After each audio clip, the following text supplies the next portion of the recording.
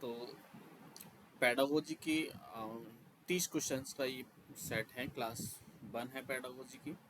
ठीक है, C TET में जितने भी पहले क्वेश्चंस आए हुए हैं उनके सारे क्वेश्चंस के मॉक टेस्ट में यहाँ पे सॉल्व कराऊंगा आपको। ठीक है, तो चलिए हम पहला क्वेश्चन देखते हैं। आपका फर्स्ट क्वेश्चन है हमारा, बालक के विकास की दिशा कैसी होती है? तो उत्तर है इसका, बालक के विकास की दिशा कैसी होती है? सिर से पैर की ओर होती है, सिर से पैर की ओर होती है। और दूसरी ये भी होती है कि इसे केंद्र से बाहर की ओर होती है। जब बेबी होता है तो बच्चा होता है तो इस तरीके से सिर से पैरों की तरफ उसका डेवलपमेंट होता है, सर से लेके पैरों की ओर, और या फिर केंद्र से बाहर की ओर बॉडी के अंगों की तरफ उसका विकास होता है। ठीक है, तो अगला क्वेश्चन है हमारा सेकेंड नंबर क्वेश्चन है हमारा, विश्लेषणात्मक मनोविज्ञान के जनक कौन है? तो विश्लेषणात्मक मनोविज्ञान के जनक थे सिगमंड फ्राइड विश्लेषणात्मक मनोविज्ञान के जनक। क्वेश्चन नंबर थर्ड, तूफान की अवस्था किसे कहा जाता है? तो तूफान की अवस्था किसे कहा जाता है? किशोर अवस्था को तूफान की अवस्था कहा जाता है। ठीक है, अगला क्वेश्चन नंबर फोर्थ है, किशोर अवस्था को तूफान अवस्था किसने कहा था? तो किशोर अवस्था को तूफान अवस्था स्टेनले हॉल ने कहा था।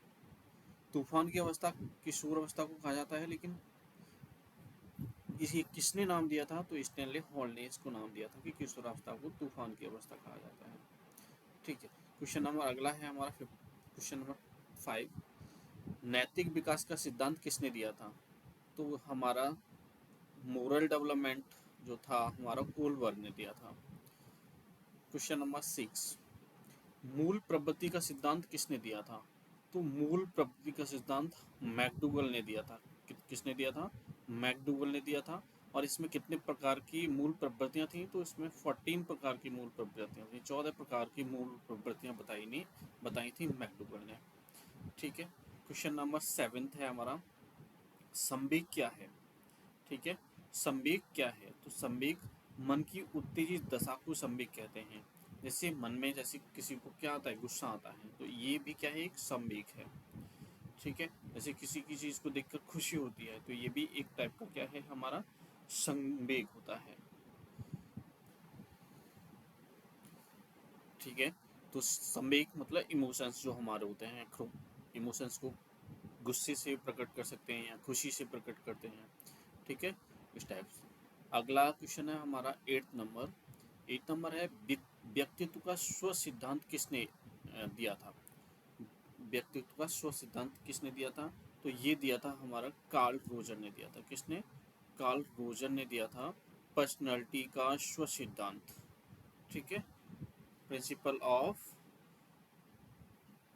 Personality. Okay, question number ninth question है, सीखने का सिद्धांत किसने दिया था? तो सीखने का सिद्धांत किसने दिया था? थार्नाक ने दिया था।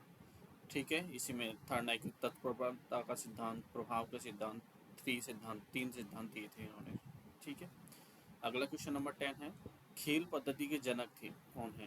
तो खेल पद्धति के जनक कौन थे? किलपैट्रिक थे खेल पद्धति के जनक। 10th क्वेश्चन हुआ हमारा। क्वेश्चन नंबर 11th क्वेश्चन है, ह्यूरिस्टिक पद्धति के जनक कौन है? तो ह्यूरिस्टिक पद्धति के जनक हैं आर्मस्ट्रॉन्ग। ठीक है, ये बहुत इंपॉर्टेंट क्वेश्चन है, पहला वाला भी जो हमारा 10th क्वेश्चन है। खेल पद्धति किलपैट्रिक थी, जबकि ह्यूरिस्टिक पद्धति किसने दी थी? आर्मस्ट्रॉन्ग ने दी थी। ठीक है, पूजक पद्धति के जनक कौन कौन है? तो पूजक पद्धति के जनक थे जॉन डेवी। ठीक है, अगला क्वेश्चन है, अस्थाई मानव दांत कितने होते हैं? अनस्टेबल जो टीथ होते हैं हमारे वो 20 होते हैं, 20 के, स्थायी नहीं होते हैं। ठीक है, अगला क्वेश्चन है, शिशु के मस्तिष्क का वजन कितना होता है? जब बच्चा छोटा होता है, 0 से मतलब जन्म से लेकर 2 साल तक, तो उसके सर मस्तिष्क का वजन लगभग 350 ग्राम का होता है। ठीक है, अगला क्वेश्चन 15 नंबर, मनुष्य के मस्तिष्क का वजन कितना होता है? तो ये मनुष्य के मस्तिष्क का बात कर रहा है, तो ये मनुष्य का मस्तिष्क लगभग होता है 1400 ग्राम। अब मेल फीमेल में थोड़ा डिफरेंस आ जाता है, मेल का अगर 1400 ग्राम है तो फीमेल का 1350 ग्राम करीब माना जाता है, थोड़ा सा 50 ग्राम का डिफरेंस आ जाता है। ठीक है। तो क्वेश्चन नंबर अगला है 16 नंबर, जीन पियाजे ने जिनेवा में किसकी स्थापना की थी? ठीक है, तो जीन पियाजे ने जिनेवा में लेबोरेटरी स्कूल की स्थापना की थी, जिसमें उन्होंने मनोविज्ञान के कई प्रयोग किए थे। किसकी? एक लेबोरेटरी बनाई थी उन्होंने जिनेवा में जीन पियाजे ने, और यहाँ पे उन्होंने अपने साइकोलॉजिकल प्रैक्टिकल कई सारे किए थे जीन पियाजे ने। अगला क्वेश्चन है 17, जीन पियाजे का के द्वारा रचित पुस्तक का नाम क्या है? तो जीन पियाजे के द्वारा रचित पुस्तक का नाम है the language and thought of the child. The language and the thought of the child. ठीक है, तो ये जो language and thought of the child जो पुस्तक थी जीन पियाजे की, ये कब लिखी थी उन्होंने? तो 1923 में उन्होंने इस पुस्तक को राइट किया था। ठीक है, और इन्होंने जिनेवा में एक लेबोरेटरी की स्थापना की थी जीन पियाजे जी ने। ठीक है, क्वेश्चन नंबर 18 है, जीन पियाजे ने संज्ञानात्मक विकास को ध्यान में रखते हुए बालक की कितनी अवस्थाएं बताई थी? जो कॉग्निटिव डेवलपमेंट है उसको ध्यान में रखते हुए, कॉग्निटिव डेवलपमेंट है उसको ध्यान में रखते हुए जीन पियाजे ने बच्चे की कितनी अवस्थाएं बताई थी? तो उन्होंने बेसिकली ये 4 अवस्थाएं बताई थी। 4 अवस्थाएं कौन सी हैं? 4 अवस्थाएं बताई थी उन्होंने। ठीक है, वो कौन सी है? फर्स्ट है संवेदी गत्यात्मक अवस्था, जिससे संवेदी गमक अवस्था भी बोलते हैं, जो कि जन्म से लेके 2 वर्ष तक की होती है। ठीक है, दूसरी है पूर्व संक्रियात्मक अवस्था, जो कि 2 से 7 वर्ष तक होती है। और थर्ड है मूर्त संक्रियात्मक अवस्था, जिसको ठोस संक्रियात्मक अवस्था भी बोलते हैं, जिसका टाइम पीरियड है 7 से 11 वर्ष के बीच। ठीक है, और चौथी है औपचारिक संक्रियात्मक अवस्था, 11 से 18 वर्ष तक की जो अवस्था होती है उसे औपचारिक संक्रियात्मक अवस्था। तो ये 4 अवस्थाएं उन्होंने, ये 4 अवस्थाएं first, second, third and fourth, ये जीन पियाजे ने संज्ञानात्मक विकास की 4 अवस्थाएं बताई थी। ठीक है, बहुत बार क्वेश्चन पूछा जाता है, और ये भी कई बार आया हुआ क्वेश्चन है। तो अगला क्वेश्चन नंबर 19 क्वेश्चन है, संवेदी गत्यात्मक अवस्था को किस नाम से जाना जाता है? जो हमारी संवेदी गत्यात्मक अवस्था है उसे हम इंद्रियजन ज्ञान की अवस्था भी बोलते हैं। इसे क्या बोलते हैं? इंद्रियजन ज्ञान की अवस्था भी बोलते हैं। ठीक है, अगला क्वेश्चन ये भी आया हुआ है लेकिन कम आया है। क्वेश्चन नंबर 20, अधिगम अंतरण से क्या तात्पर्य है? तो अधिगम अंतरण से तात्पर्य है कि किसी पूर्व ज्ञान के आधार पर नए ज्ञान को सीखने ही अधिगम अंतरण कहलाता है।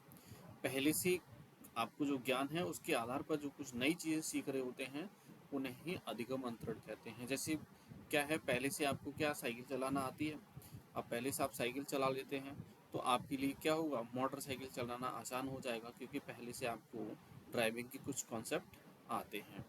ठीक है, उदाहरण जैसे साइकिल चलाने वाला व्यक्ति स्कूटर, ये एग्जांपल भी गिवन है यहाँ पे इम्पोर्टेंट। ठीक, तो अधिगम अंतरण से तात्पर्य है कि पूर्व ज्ञान को नए ज्ञान से सीखना ही अधिगम अंतरण कहलाता है। क्वेश्चन नंबर 21, अधिगम अंतरण कितने प्रकार के होते हैं? तो अधिगम अंतरण बेसिकली 3 प्रकार के होते हैं। बहुत बार पूछा गया है क्वेश्चन ये भी। तो 3 प्रकार के कौन से होते हैं? पहला होता है धनात्मक अंतरण, पॉजिटिव, सेकंड होता है जीरो, शून्य अंतरण, एंड थर्ड है नेगेटिव, दैट मीन्स ऋणात्मक अंतरण। तो धनात्मक अंतरण, शून्य अंतरण एंड ऋणात्मक अंतरण, ये सारे 3 अंतरण होते हैं अधिगम अंतरण। ओके, अगला क्वेश्चन है हमारा 22 नंबर, धनात्मक अंतरण कितने प्रकार का होता है? ये धनात्मक अंतरण, अभी था यहाँ पे अधिगम अंतरण कितने प्रकार होते हैं? तो 3 प्रकार के, धनात्मक, शून्य और ऋणात्मक।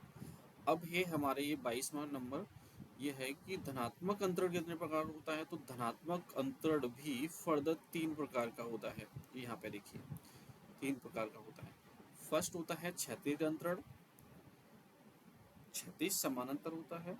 सेकंड है ऊर्ध्व परपेंडिकुलर, एंड थर्ड हो जाता है द्विपार्श्विक। कौन सा थर्ड होता है? द्विपार्श्विक। नेक्स्ट, तो क्वेश्चन नंबर 23 है अब हमारा, गणित संबंधी विकार को क्या कहते हैं? तो गणित से संबंधी विकार को हम कहते हैं डिसकैल्कुलिया। अब कैलकुलेशन से कनेक्ट कर लिए, कभी भी नहीं भूलेंगे अब आप इसको। डिसकैलकुलिया, कैलकुलेशन से कैलकुलिया, दैट मीन्स मैथ में ही आता है।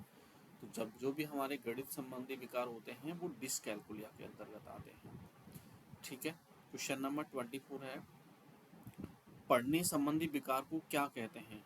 जब रीडिंग में किसी चीज़ को रीड करने में प्रॉब्लम होती है तो उसे हम डिसलेक्सिया बोलते हैं। पढ़ने में हमें कठिनाई हो रही होती है, उसे क्या बोलते हैं? डिसलेक्सिया। Repeated questions. लिखने, क्वेश्चन नंबर 25 है हमारा, लिखने संबंधी विकार को क्या कहते हैं? तो लिखने संबंधी जो हमारी प्रॉब्लम होती है, विकार होता है, उसे डिसग्राफिया बोलते हैं। इसको ग्राफ से कनेक्ट कर लिए, ग्राफ में लिखा जाता है बेसिकली। तो लिखने संबंधी विकार जो होता है हमारा, उसे डिसग्राफिया बोलते हैं। Question number 25। अगला क्वेश्चन नंबर 26, अपने छात्रों को दंडित करने के लिए आप क्या करेंगे, क्या निर्णय लेंगे? तो ये अधूरा रह गया है, आप क्या निर्णय लेंगे? तो सर्वप्रथम उन्हें समझाएंगे।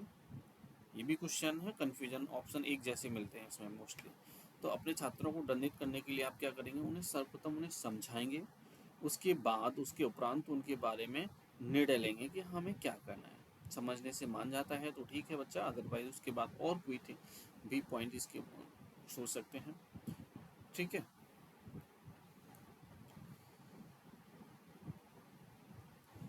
क्वेश्चन नंबर 27, जब आप कक्षा में शिक्षण करते हैं तो कक्षा में डैश भी साथ साथ चलना चाहिए।